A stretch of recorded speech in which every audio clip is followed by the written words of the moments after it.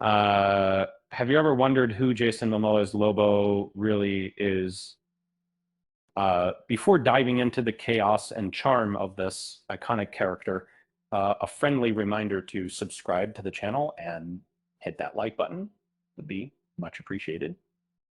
Jason Momoa is set to bring Lobo to life in the upcoming DC Comics series. Uh, as he prepares for his debut in Supergirl, Woman of Tomorrow. It's the perfect time to explore the fascinating history of this character.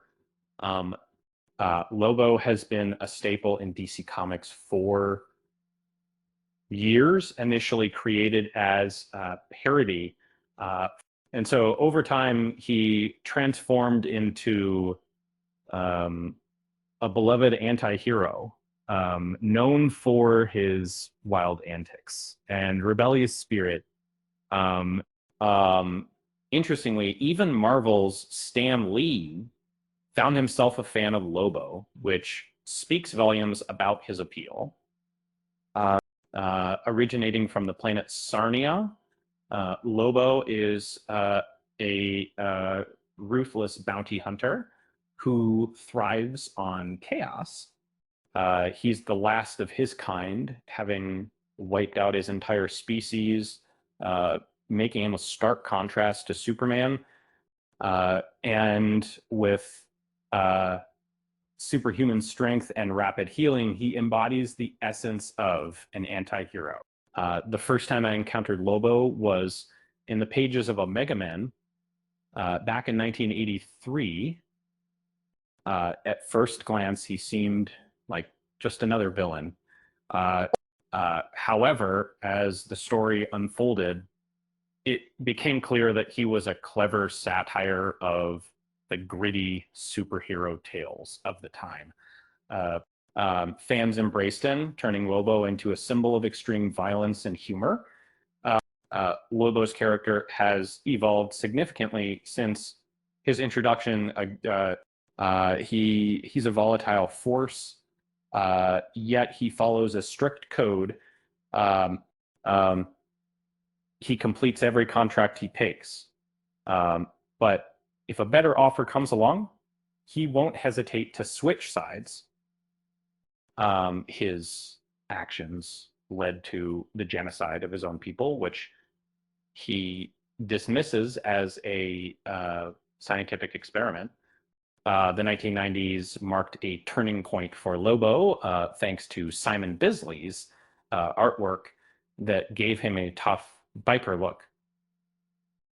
He starred in his own comic series for 64 issues, featuring absurd storylines like Lobocop, where he was hired to take out Santa Claus. And despite the humor, fans loved him as a relentless bounty hunter. So over the years, Lobo has undergone various transformations, and he even became a teenager and an LA guy of of uh, of like what Space Force facing off against Wolverine in a crossover event. Attempts to reshape him into a more traditional anti-hero during the New 52 era didn't quite resonate, leading to a return to his original persona. Uh, um, Recently, DC Comics has explored Lobo's softer side, particularly his relationship with his daughter Crush. Um, he's also made appearances in animated series and had a live action debut in Krypton. And there are even plans for a standalone movie with uh, Dwayne Johnson initially linked to the role. Momoa's casting as Lobo feels like a match made in comic book heaven. Um, his passion for the character is evident, and he was auditioning for Lobo when he first joined the DC universe. Um, His excitement about portraying this anti-hero is palpable. And Mass says in Supergirl Woman of Tomorrow, Lobo is poised to make a significant impact. The story originally intended to feature both Supergirl and Lobo has evolved to focus on Supergirl, but Lobo's introduction will seamlessly fit into the narrative. Momoa's portrayal could open doors for other characters from past DC eras to return in new roles.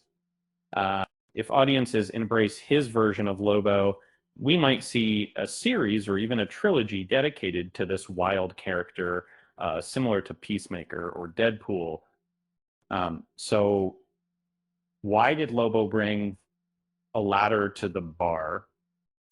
Because he heard the drinks were on the house.